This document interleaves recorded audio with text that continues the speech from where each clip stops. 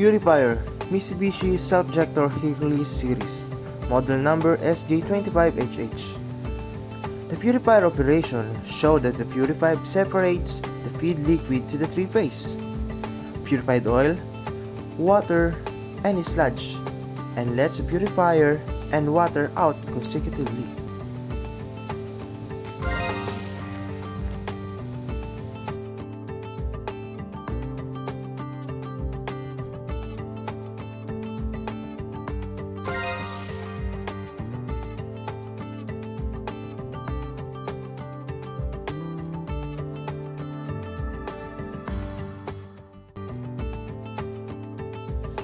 First step, loosen the cap nut at the top and bottom of the sealing water tube and remove the top of the sealing water tube.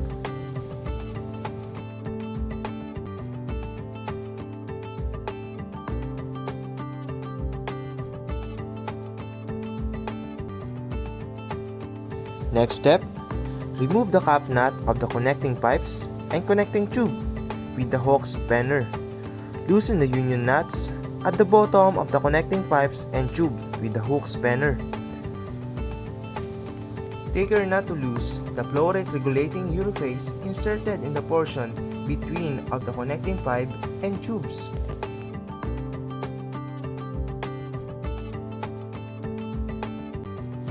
After loosening the union nuts, direct them sideways the connecting pipe and tubes to make sure that when the cover is removed, they do not get in the way.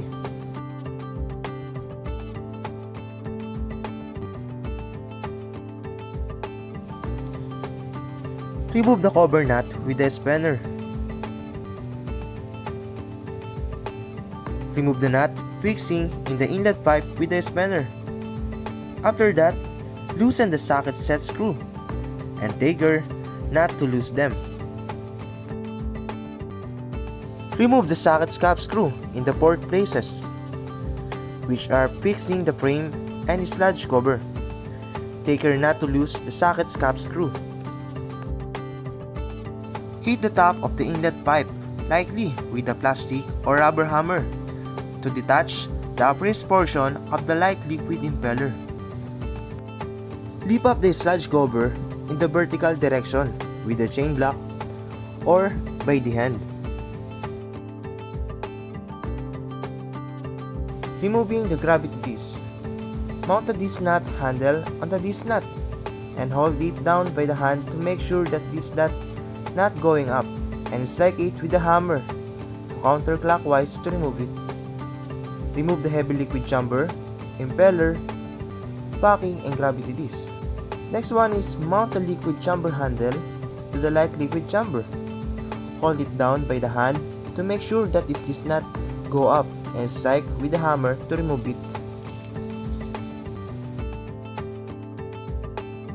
Pull out the light liquid chamber, impeller, and inlet pipe by the hand. Insert the cap nut spanner in the bowl. Set the spanner on the cap nut and thread the threaded rod on the spanner into the threaded hole at the head of the cap nut. Turn the handle of the spanner and draw it up. The bowl can then be removed with the cap nut mounted. Mount the jack by the threading into the threaded part of the distributor. Tighten down the handle of the jack until the bowl is slightly raised.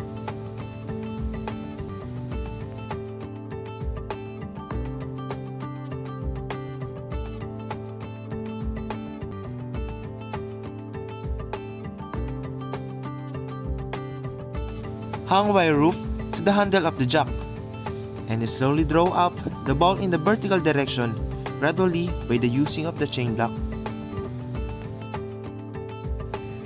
Put the lift bowl on the dismantling stand. In this case, make sure that the 4 pins of the dismantling stand fit in the holes at the bottom of the bowl.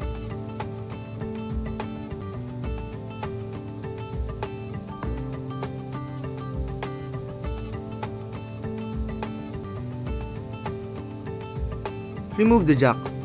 When the bowl is put on the dismantling stand, take care not to hurt your hand.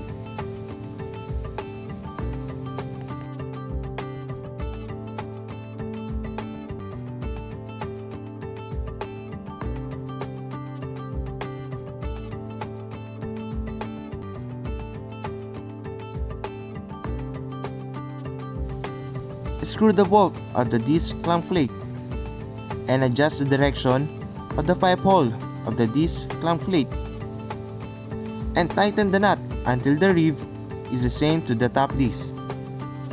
After securing the ball nut handle, rotate it by the hitting with the hammer to remove the ball nut.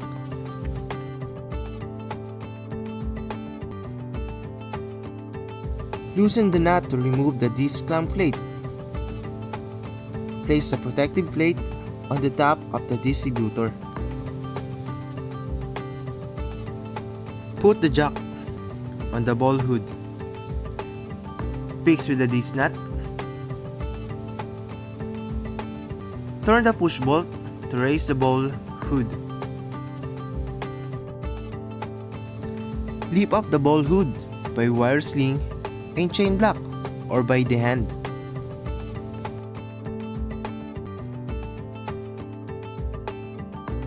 Next one, mount the jack in the distributor and lift it. Then the disc, upper disc and top disc will be pulled out in the condition that they were mounted in the distributor.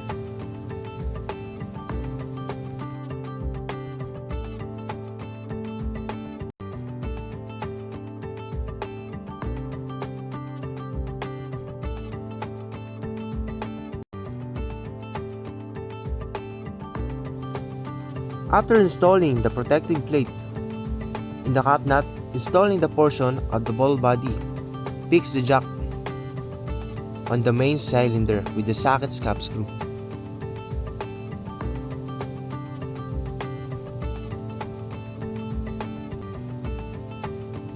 Turn down the jack with a push bolt and handle to remove it.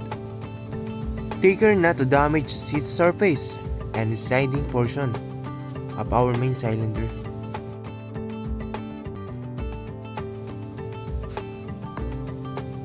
Remove the valve nut with the hexagon rod spanner.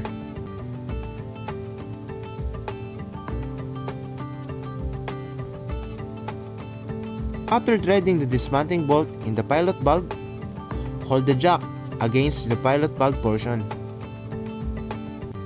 Thread the dismounting bolt in the pilot valve and turn down the nut to remove it. Remove the jack and withdraw the pilot valve from the valve guide.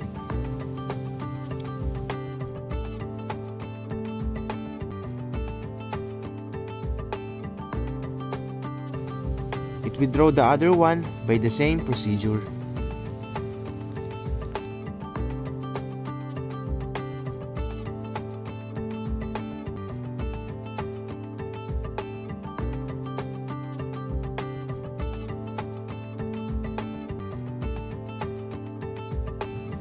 After we dismantle the ball part, we'll bring it to the workshop to clean it.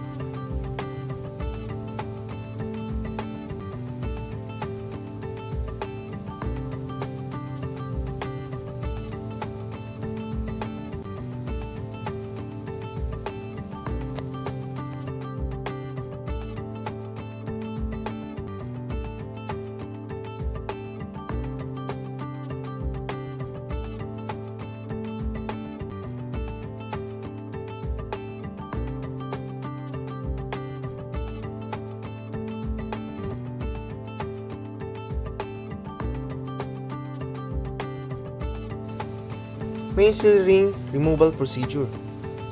Turn the ball hood over and cut the main seal ring with the main seal ring cutter. In case of cutting with the hammer, be careful not to damage seal ring groove because it will cause the liquid leakage. Make sure that the O-ring mounted are not twisted.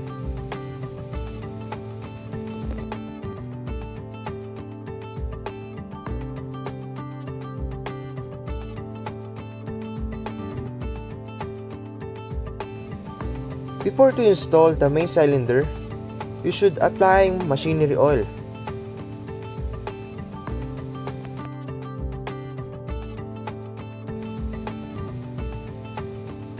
and install the main cylinder to the ball body line up with the position of the knock pins. Install the discs in the order that they were installed wherein possible. Make sure that the key and knock pins are completely lined up.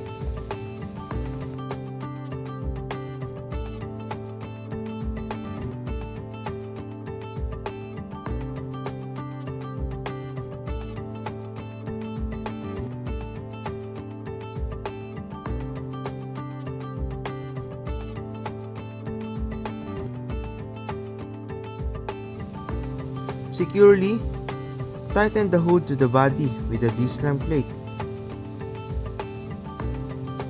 Tighten the nut on the disclamp plate so that the ball nut can be torn smoothly by the hand until the distance between the tally marks of the ball nut and the ball body reach 10 to 15 mm.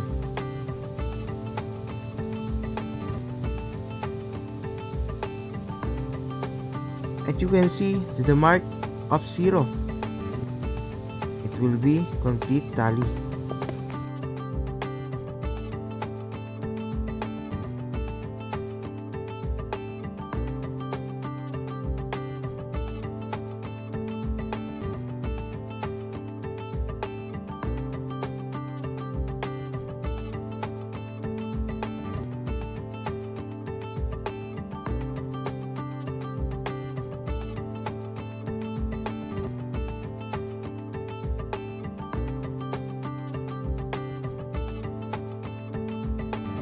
After installing the ball to the main body, tighten the cap nut firmly through the use of the cap nut spanner and hammer. And assemble the inlet pipe, impeller, and light liquid chamber. Thread the light liquid chamber, thread it in by hand to prevent damage to the threaded portion. Then tighten it using the light liquid chamber handle.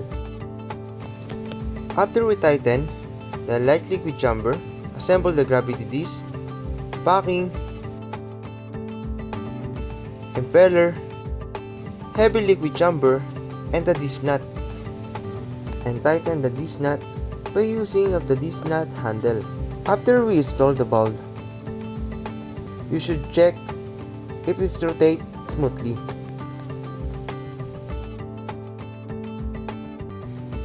Make sure that the O-ring mounted are not twisted. And installed the sludge cover. Ensure that the socket set screw on the top of the trap has been tightened.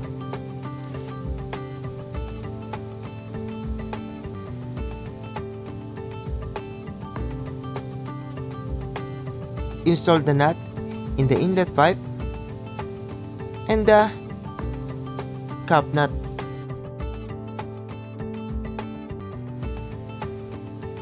And tighten the union nuts with the hook spanner.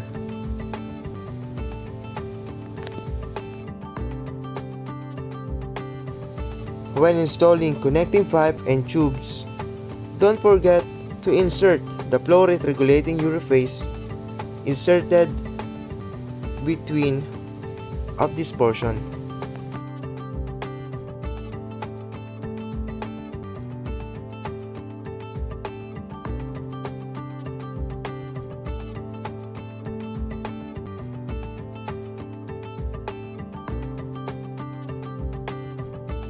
Tighten the top and the bottom of the sealing water tube.